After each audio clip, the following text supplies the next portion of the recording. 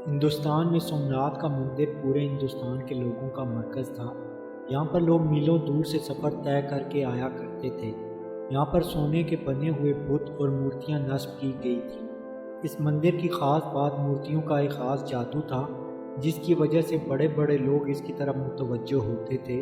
سکھوں اور عیسائیوں نے بھی اپنا مذہب بدل لیا تھا اور سومناتھ کا مندر دیکھ کر لوگ ہندو مت کو قبول کر لیتے، وہ خواہ مذہب پر کتنے ہی پکے کیوں نہ ہوں، مگر اس منظر کو دیکھ کر سجدے میں گر پڑتے۔ اس کے اندر اتنا بڑا کرشمہ اور ایسا غیر فطری نشان تھا کہ انسان حیران رہ جاتا۔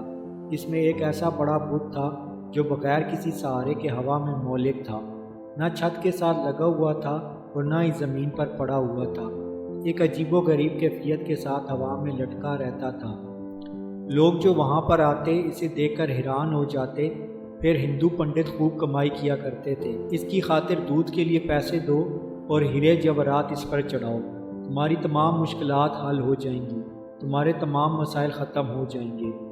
یہ ایک ایسا بت تھا جس کا پیٹ بہت بڑا تھا، اس کے منہ کے ذریعے ہیرے جواہرات اس کے پیٹ میں ڈال دیے جاتے تھے۔ پھر جب مندر خالی ہو جاتا تو 2-3 ہفتوں کے بعد اس مورتی کے پیچھے کمرے کے راستے میں ایک دروازہ تھا، جس کو کھول کر اس سے سونا چاندی کے زیورات کو نکال لیا جاتا تھا۔ لوگ یہی سمجھتے تھے کہ ہمارے دیے ہوئے خزانے بھگوان کے پاس پہنچ جاتے ہیں اور بدلے میں بھگوان ہمارے مسائل کو حل کر دیتے ہیں۔ جب سلطان محمود غزنوی نے علاقے کو فتح کیا اور وہ اس علاقے میں اس مندر پہ پہنچے تو بلا جھجک بتوں کو پاش پاش کرنا شروع کر دیا۔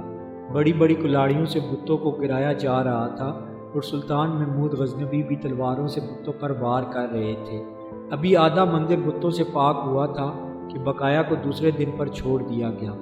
دوسرے دن تمام ہندوستان کے بڑے بڑے پجاری اور پنڈت مل کر سلطان محمود غزنوی کے پاس حاضر ہوئے اور بڑے اتحاد کے ساتھ درخواست پیش کرتے ہوئے کہا، آپ اس علاقے پر اپنا قبضہ رکھیں مگر ہمارے کسی بت کو مت توڑیں، اس کے بدلے آپ کو پورے ہندوستان کی دولت دینے پر آمادہ ہیں۔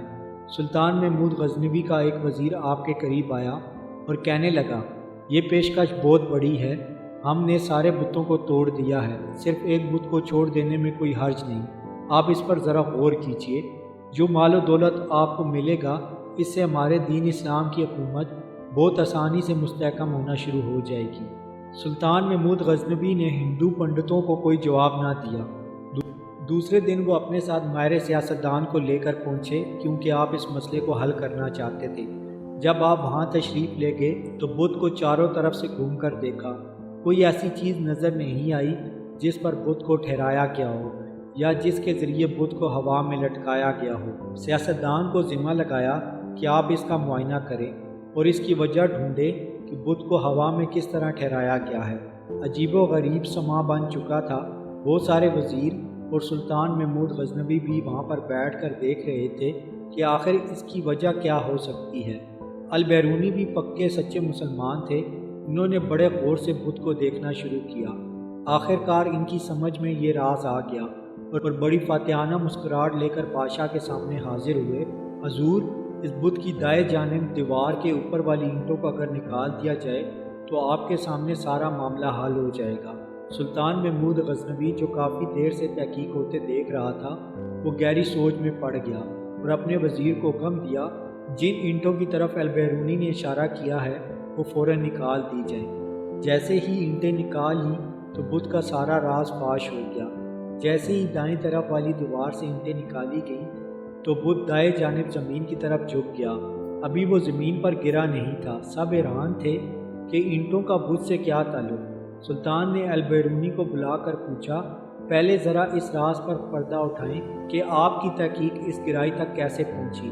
البیرونی نے بتایا، حضور، در حقیقت یہ سارا بت بہت اعلیٰ قسم کے لوہے کا بنا ہوا ہے۔ یہ ایک ایسا بت ہے جو مقناطیس کی طرف خود کھنچا چلا جاتا ہے، پھر اس کے وزن کے عین مطابق مقناطیسوں کو دیوار کی اینٹوں کے اندر بھر دیا گیا ہے، یعنی دیوار کے اندر مٹی کے بجائے مقناطیس رکھ دیے گئے ہیں۔ یہ مقناطیس بہت ہی اعلیٰ قسم کے ہیں، یہ پوری طرح اس مورتی کو اپنی طرف کھینچتے ہیں اور اتنی زور سے کھینچتے ہیں کہ یہ اپنی جگہ سے حرکت بھی نہیں کر سکتی۔ یہ وہی جادو تھا جس کے ذریعے ہندوستان کے ہزاروں لوگوں کو گمراہ کیا گیا۔ سلطان محمود غزنوی نے بت کو توڑ دینے کا حکم دیا اور بڑے بڑے طاقتور سپاہیوں کا ذمہ لگایا اور انہوں نے اپنی پوری قوت سے اس بت کے ٹکڑے ٹکڑے کر دیے، حتیٰ کہ اس کا نام و نشان بھی ختم کر دیا۔